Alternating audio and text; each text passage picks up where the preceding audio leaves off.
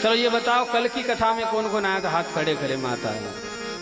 कहीं माता है तो डर के मारे खड़ी भी नहीं कर रही है, इसलिए कि कहीं बापू पूछ न ले भाई। क्या बात। तो बताइए फिर जो है कहाँ कल कथा रुकी थी?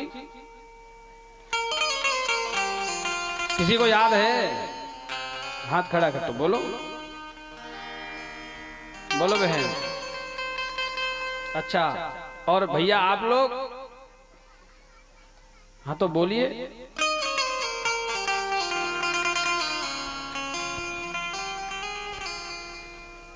जय हो जय हो। सबके सब दोनों पार्टी के लिए तालियां बजाओ भैया। भाई मेरे राम जी, 2 दिन से यही देख रहा हूं, एक ही व्यक्ति खड़ा होता है, बाकी कोई दिखता ही नहीं है। जिसने की शर्म उसके फूटे करम। इसलिए भैया संसार के लिए लाज शर्म है, भगवान के भजन के लिए कोई लाज शर्म नहीं है, क्योंकि यहां जो करोगे वो तुम भगवान के लिए करोगे। कायेन वाचा मनसेन्द्रियैर्वा, जो भी कुछ करोगे मन से वाचा कर्मणा से, वो केवल ठाकुर जी के लिए करोगे, इसलिए दोष नहीं लगेगा, इसलिए शर्माओ मत।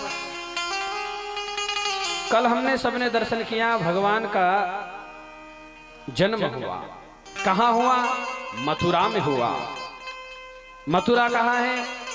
मथुरापुरी, जो भगवान की बहुत प्रिय नगरी है। जो महापुरियों में 4 पुरियों में आते ना, मथुरा में भगवान का जन्म हुआ। और वो हुआ भी कहां पर? तो बोले जेल खाने में हुआ। आजकल के बच्चे जब जन्म लेते हैं तो 4-6 महीने पहले से ही माताओं की व्यवस्था हो जाती है। सास कहती, बहू काम करना बंद कर दे बेटा, आराम कर, पेट में बच्चा है।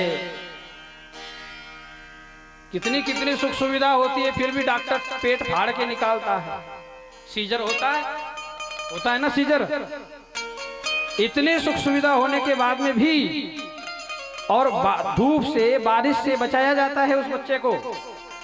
लेकिन हमारे कृष्ण कन्हैया को देखो, जन्म भी हुआ तो जेल खाने में हुआ, जा कोई सुविधा नहीं, कोई डॉक्टर नहीं, कोई मशीन नहीं, और फिर भी न कोई सर्दी हुई न कोई जुकाम हुआ। क्या समय था, कैसी माताएं थी उस समय। तो माता देवकी के 6 पुत्र हुए, जिसको कंस ने मार दिया। और 7वें गर्भ में जब आए तो साक्षात शेष अवतार भगवान ही आए थे, जो देवकी के गर्भ से संकर्षण के माध्यम से रोहिणी माता के गर्भ में स्थापित कर दिया गया। और 8वें संतान के रूप में साक्षात परमात्मा ही, भगवान कृष्ण ही माता देवकी के गर्भ में आए और भगवान का जो है जन्म हुआ। अब एक बात मैं आप लोगों से कह दूं, भगवान का जन्म नहीं होता है, भगवान का अवतार होता है। क्या होता है? भगवान जन्म नहीं लेते हैं, भगवान प्रकट होते हैं। क्योंकि परमात्मा तो अजन्म है ना, इसलिए उनका जन्म कैसे हो सकता है? वो तो केवल प्रकट हो जाते हैं। और मैंने आपसे कल कहा था, जैसे दूध से घी को निकाला जाता है, ठीक ऐसे ही परमात्मा को प्रकट किया जाता है।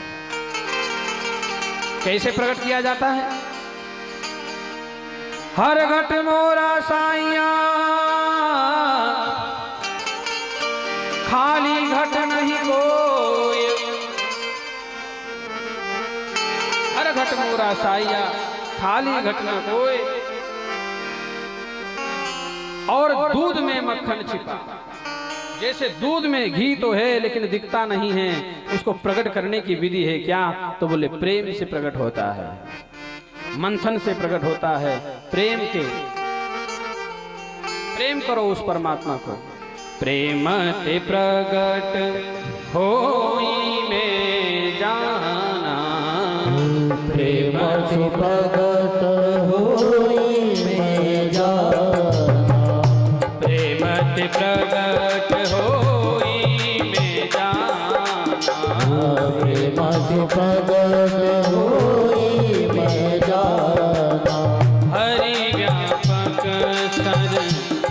वस्त्र समाना।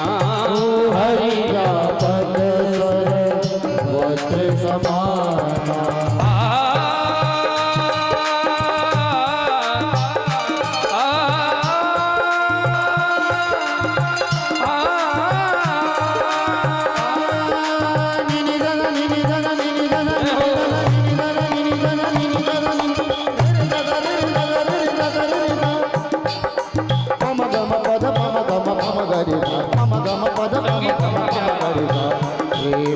प्रकट होई मैं श्याम तिलक सब चीरे मुझे नैना मिलाए।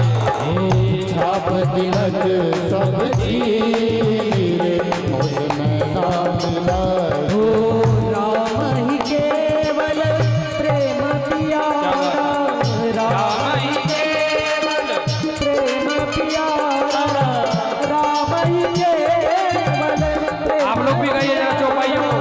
राम ही केवल प्रेम प्यारा, जान दे कोई जान निहारा, जान दे सोई जान निहारा। श्री राम जय राम जय जय राम। श्री राम जय तालियां बजाओ। जय राम। श्री राम जय राम जय जय राम। श्री राम जय राम जय जय जय जय।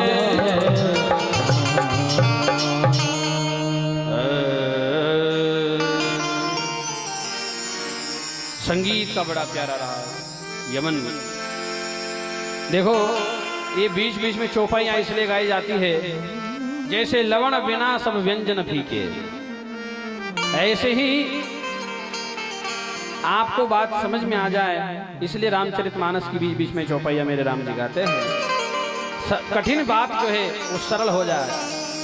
तो भगवान का जन्म नहीं होता है, भगवान तो केवल क्या करते हैं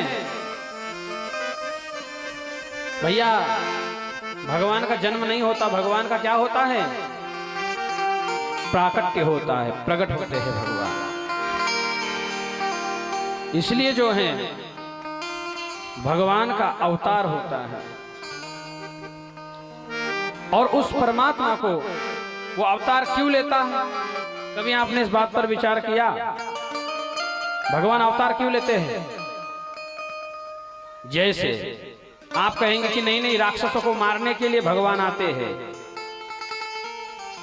अरे जब राक्षसों को मारने के लिए भगवान आते तो वो तो शक्तिमान है, परमात्मा है, वो तो वहीं से बैठे बैठे उड़ा सकते हैं जिसको चाहे उसको।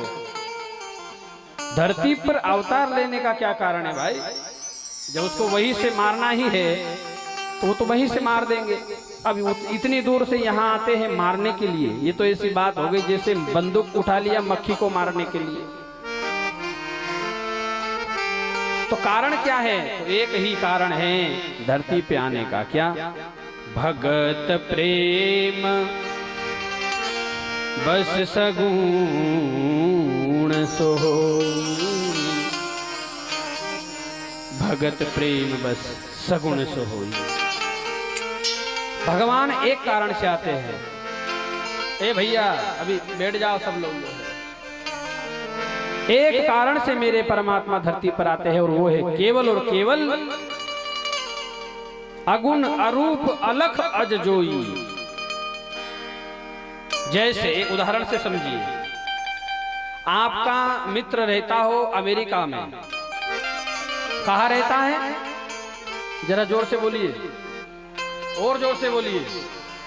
हाँ, आपका जिगरी दोस्त रहता हो अमेरिका में, 40 साल उसको बीत गया है अमेरिका में रहते रहते, और आपने बहुत बार उसे फोन किया कि मित्र आप आ जाओ हमारे घर पे, ये कार्यक्रम में वो कार्यक्रम में, और वो न आ रहा हो किसी कारण से। लेकिन अब की बार आपके मित्र को आपने आपकी बेटी के विवाह में इनवाइट किया है कि मित्र अब तो आना ही पड़ेगा क्योंकि बेटी का विवाह है। और फिर 40 साल हो गया है, बहुत साल के बाद अब मिलना होगा तो बड़ा आनंद मिलेगा, तो तुमको तो आना ही पड़ेगा। तो आपके अमेरिका वाले मित्र ने कह दिया कि चलो हम आ जाएंगे। भाई माताएं हल्ला बहुत करती हैं, आप शांति से बैठ जाओ, पानी भी पीना है, पानी तो जरा शांति से पियो। तो आपका मित्र हाँ कह दे कि चलो भाई मैं आ रहा हूं, और आपका मित्र शादी में अमेरिका से इंडिया आता है, आपके बेटी के विवाह में शादी में सम्मिलित होता है, और अब आया है यहां तुम्हारी शादी में। अब उसने सोचा, अमेरिका से इतनी दूर से आया है, उसने सोचा कि चलो अब आ ही गया हूं तो जिस घर में मैं रहता था उस घर को भी जरा देख लूं, जो पुराने घर में छोड़ के जो गया था वो, तो अब उसको देखने के लिए जाता है। बहुत ध्यान से समझना। अब वो मित्र उस घर को जब देखने गया तो महाराज दुनिया भर का वहां अचड़ा कचड़ा उससे देखने को मिला। सारी धूल जमी हुई है, जाले लगे हैं, गंदगी पड़ी है, सांप बिच्छू अपना घर बना करके रखे हैं। उस पुराने घर में 40 साल हो गया बंद पड़ा। तो अब उसने सोचा कि जब आ गया हूं तो क्यों नहीं इसको थोड़ा सा साफ करते हुए चलूं। तो वो झाड़ू उठाता है और उस पूरे घर को सफाई करने लगता है। तो अभी आप सभी साई खेड़ा वाले और जितने भी आसपास के लोग पधारे हैं, दिल पे हाथ रख के कहना, क्या वो मित्र अमेरिका से क्या झाड़ू लगाने के लिए आया था क्या यहाँ पर इंडिया? क्या करने के लिए आया था?